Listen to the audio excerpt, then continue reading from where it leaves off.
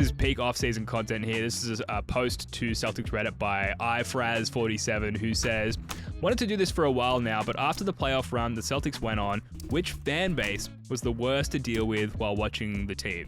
So most toxic fan base or just overall most annoying fan base, Jake? This is fun to kind of think about. I did feel through the playoffs, each round, there was a few like Twitter account bosses that you had to deal with. Yeah. Except for the first round. I think I've mentioned this on the pod before, but like I went to games 1 and 2, 2 and 3 in round 1 in Boston and then Brooklyn, and the lack of fans both in the stadium and on Twitter, I didn't feel that there was too much going on.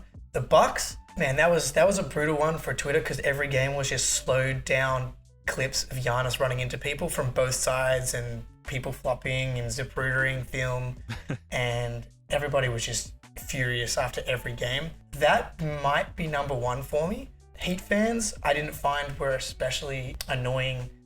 We got the Heat culture stuff that makes you want to puke, obviously. The part about the Heat series that was the worst, I've got a few friends just through my life that are Heat fans, but like only for the playoffs. And I literally haven't heard from them since the last time they made the conference finals.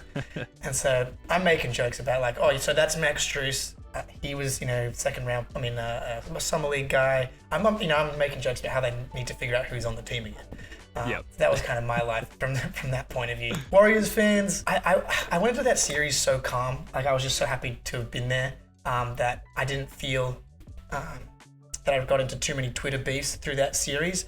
But I did find that the Warriors have kind of this superiority complex because you got a lot of bandwagon fans over the past kind of 5-6 years. So I did feel that a little bit. But so if I'm going to rank most hated to least hated, it would have gone Bucks, Heat, Warriors, Nets, just because the Nets didn't have any. And I'll throw you an honorable mention after you tell me your ranking. I guess I'll work backwards because I came to the same conclusion. For me, it's the Bucks, purely because of the Middleton thing. Going into the series, it was like, we're probably still going to win, but, if we had Middleton, we're definitely going to win. Either way, we're going to beat you. Middleton this, Middleton that. And then after the series,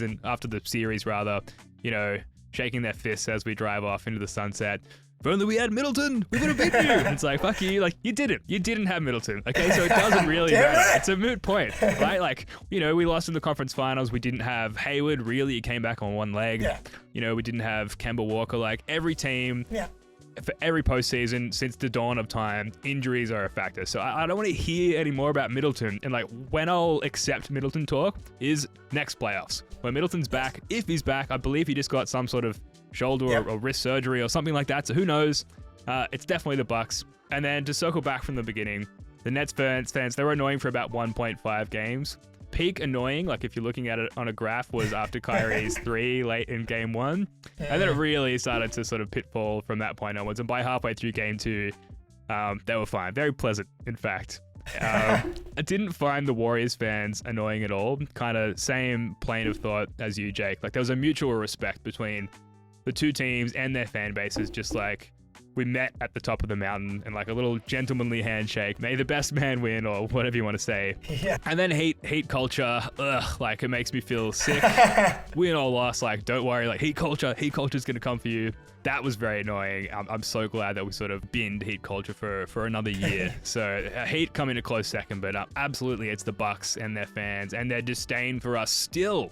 So long after, like, it's over. That was rounds of playoffs ago. No one's thinking about you. No one cares about Middleton. Shut the fuck up. And yeah, they keep talking about it. So it's the Bucks.